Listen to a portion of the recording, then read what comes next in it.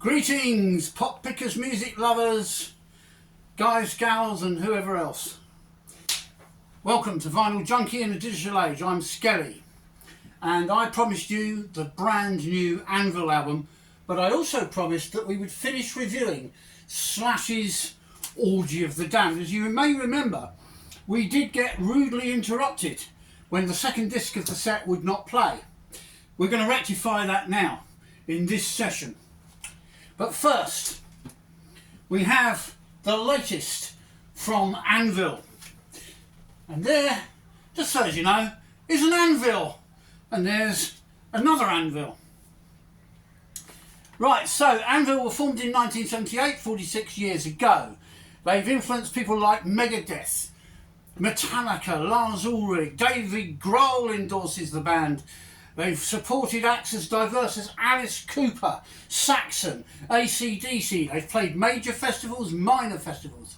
They've played to as little as an audience of one. And they still played as if their lives depended on it, because that's the kind of guys they are. A brief history is that they started strongly with Metal on Metal and an album called Forged in Fire.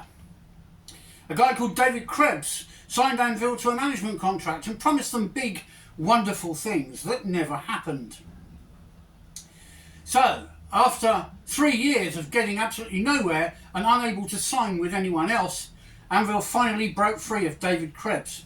They signed to Metal Blade Records and there started a run, until 2006 at least, of largely self-financed records, tours, performances, but they also had to take up part-time work to help support their families at the time. They were tough times, but ANVIL were determined. Steve Lips Cablow is the lead singer. Robbo Reiner is their incredible drummer.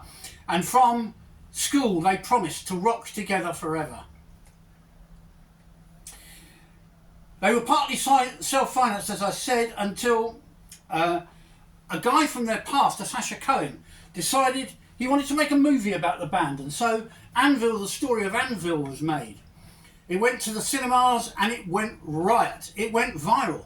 It's recently been reissued and rerun on Netflix, and if you buy the reissued Blu-ray, you will find you'll get some extras with it that didn't come with this one. During the making of this movie, they were cutting a totally self-financed album called This Is 13. They'd borrowed from friends and loved ones just to keep going. But the film changed everything. Suddenly they were recognised, they were on billboards. Suddenly ANVIL were back as a presence. Still largely a cult Canadian power rock trio, ANVIL are part of the metal community as much as any other band. If Judas Priest are the king and queen of heavy metal rock, the heads of the state, the monarchs, then these guys are the working class heroes. And this, their 20th album, is called One and Only. And it's an incredible album. We've got some fantastic tracks on here. I don't even know where to start. But I'll probably start with, let's have a look, side A. It's one of those annoying records that doesn't tell you what's on side A and what's on side B. Now, we've got the red and black spatter version of the record, as you can see. So we'll start with side A. The first track on side A, called One and Only. Doesn't that look amazing, spinning round on the red and black spatter vinyl there? Right, ANVIL, let's rock!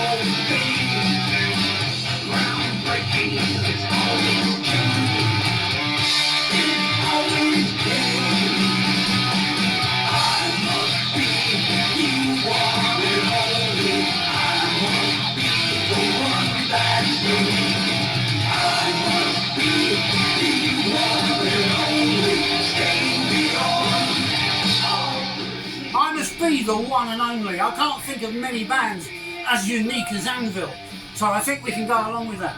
The three-piece band feature Lips Kudlow on the lead vocals, Robbo Reiner on the powerhouse drumming, and Chris Robertson is their erstwhile bass player and has been with them for the last 6 albums or so. The band have been going a long time. They've been very determined and they've persevered through dreadful times, through thick and through thin. We went to see them live a week before the lockdown.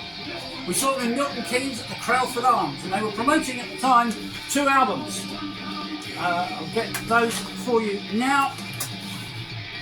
Legal at Last was their most recent, and prior to that, Pounding the Pavement, which features a fantastic song, a sarcastic song about sat nav unit. Anyway, we're going to move to another cut from this new album. There's the first track on side 1, One and Only, where he sings I Must Be the One and Only. This one, this track I'm attempting to line up now is called Dead Man Shoes.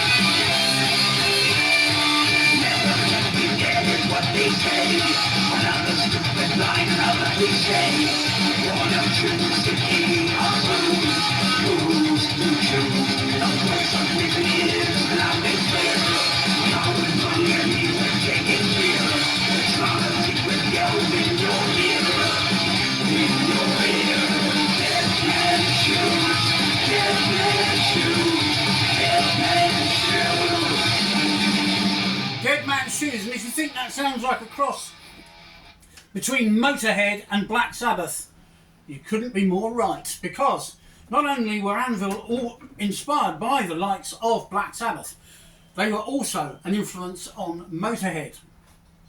And as I said in my unboxing video, Lemmy Kilmister of Motorhead actually wanted Lips to replace a guitarist that had left the band and invited him to join the band. Right, this track has been out on the YouTube if you haven't caught it already.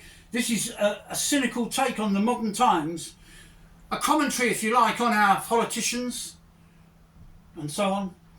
It's called Truth is Dying.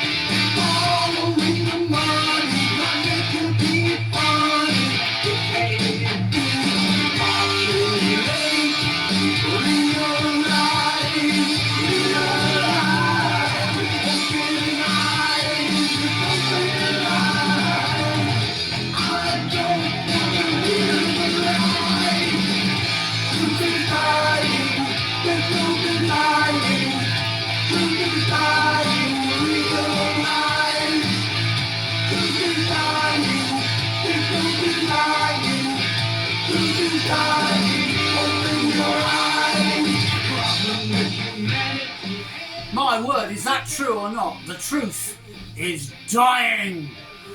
We're going to play out our Anvil element of this review. The one and only is the album.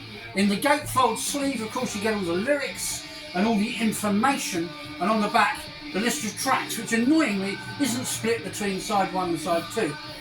So I'll have to get the pen out later and write up my own track listing based on what's on each side of the record. We'll finish out with Rocking the World. Trust me, ladies and gentlemen, Anvil have lost none of their rawness. They've gone back to a much more melodic, riff-driven sound like the original Anvil. They've done away with much of the thrash and speed metal elements of the 90s and gone are the overtly perverse and sexual lyrics, which seem to dominate a lot of 80s and 90s metal. So, going on to track 2. Here we go.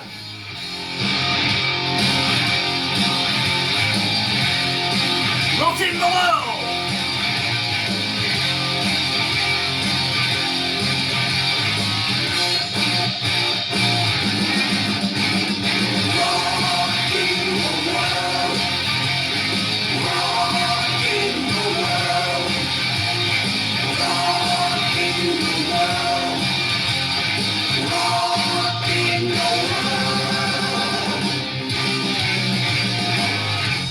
Life is travel far, train or plane or in a car.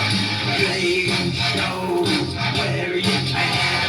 Another concert, another band. Dedication to the music cause. Waiting for the people to applause. Live the moment. So here we go, Folkengtons, some Anvil for you. Now, in a previous video, we started to review Orgy of the Damned, the new album from SLASH, which features some amazing artists. But we only got as far as playing a couple of cuts from the first disc because the second disc refused to play properly. It kept skidding and skating, the needle kept skating. So I sent the record back and I went to see my friend Eddie James in Empire Records in St Albans. If you've not already visited that store and you're in the area, please make sure you do, because it's one of the best record stores I've ever been to. Another great one, of course, is Gaza Records and Black Circle Records in Leighton Buzzard. Anyway, had a chat with Eddie. He ordered me a new copy of the album, which we have here. And additionally, he advised on changing of the stylus. Apparently, it's good practice to change your stylus every 6 months.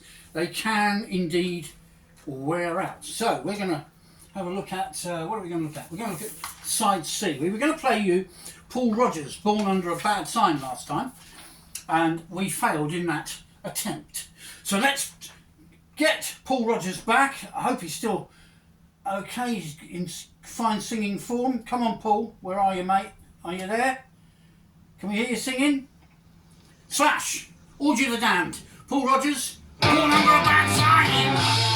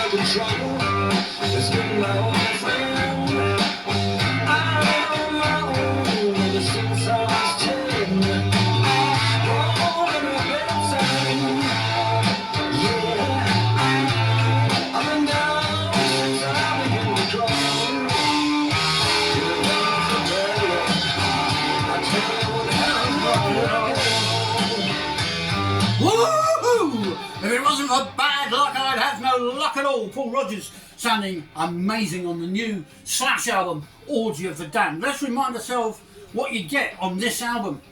You get Chris Robinson, he of Black Crowes fame, singing The Pusher. Gary Clark Jr. handles the Eric Clapton classic or Cream classic Crossroads. Billy Gibbons, we played this on the last review of this album, Hoochie Coochie Man.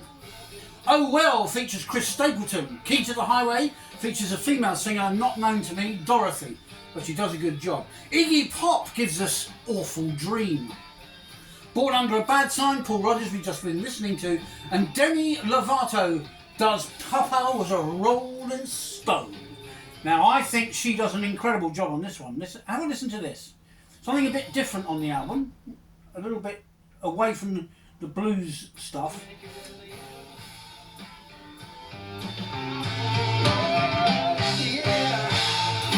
So this is the end of the Paul Rodgers track. And we're just about to go into Papa Was a Rolling Stone,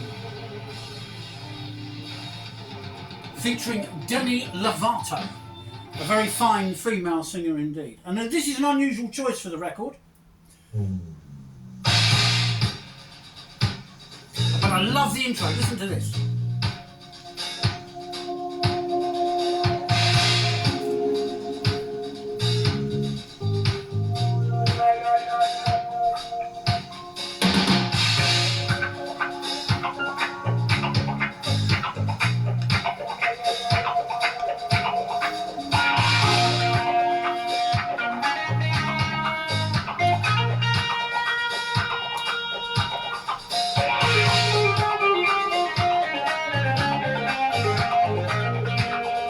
Masterful guitar there from Slash. I was going to say Lips. It's Slash, of course.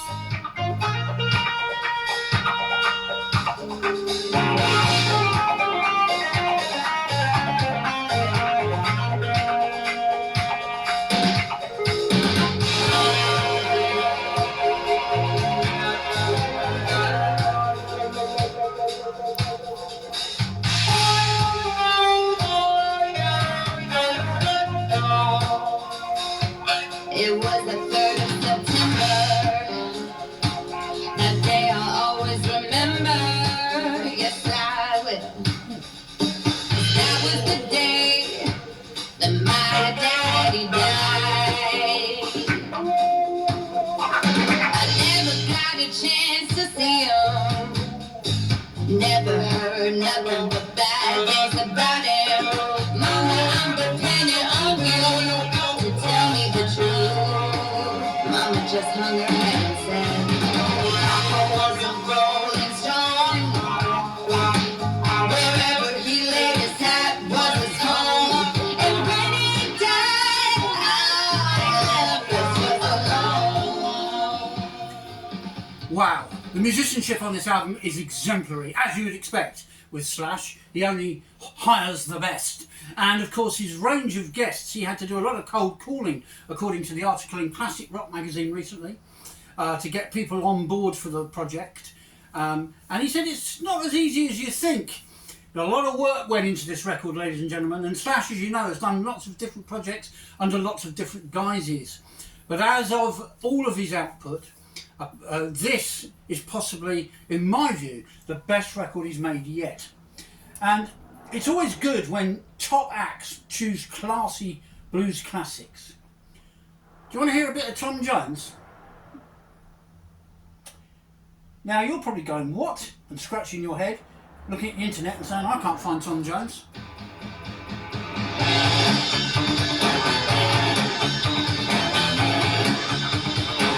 This is called Killing Floor.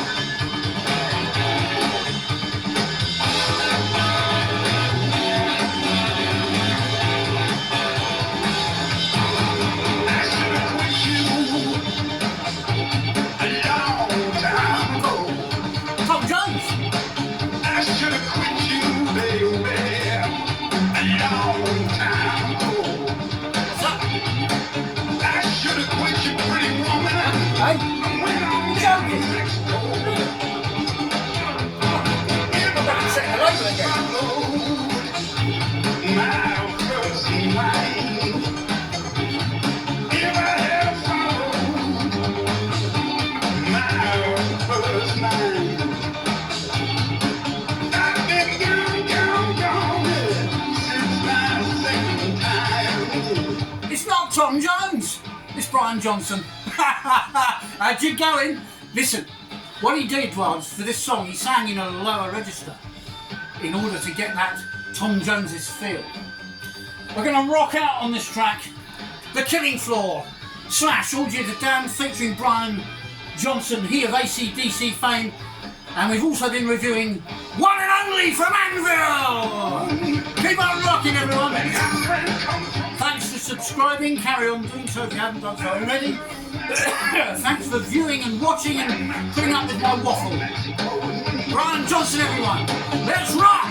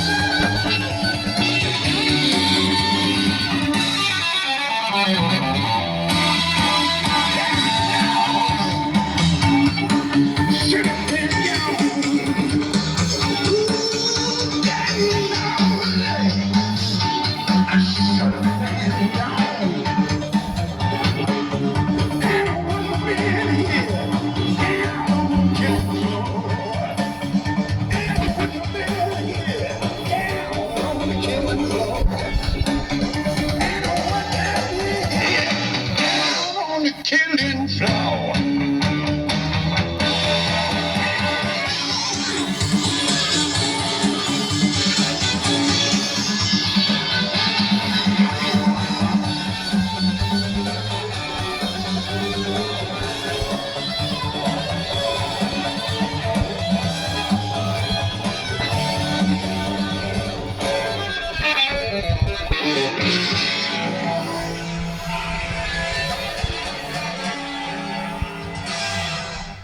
That's all, folks.